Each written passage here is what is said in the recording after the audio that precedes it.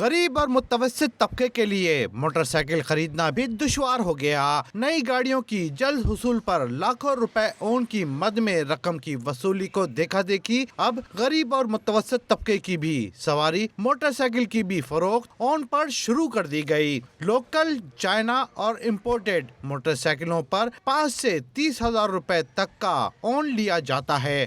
ایک عام آدمی ایک اچھی گاڑی پرچیز کر لے ہونڈا یا مقصد ہے کہ یاما جیسی گاڑی کو، لیکن وہ جب جاتا ہے پرچیز کرنے کے لیے تو اس پہ 10,000 روپے، 15,000 روپے، 20,000 روپے تک اون مانگا جاتا ہے۔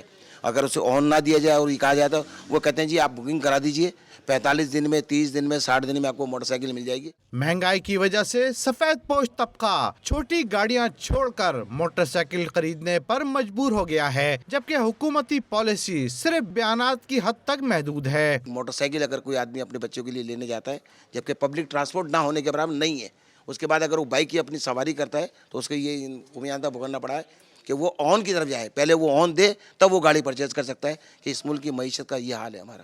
شہریوں کا کہنا ہے کہ موٹر سائیکل کی رقم بمشکل جمع کرتے ہیں اور اوپر سے اون کی رقم کہاں سے ادا کرے۔ حکومت موٹر سائیکل مینوفیکچر کمپنیوں کے اس غیر قانونی اقدام کو ختم کرائے۔ کیمرامین ریحان سبحان کے ساتھ عمران حفیظ، ڈان نیوز، کراچی۔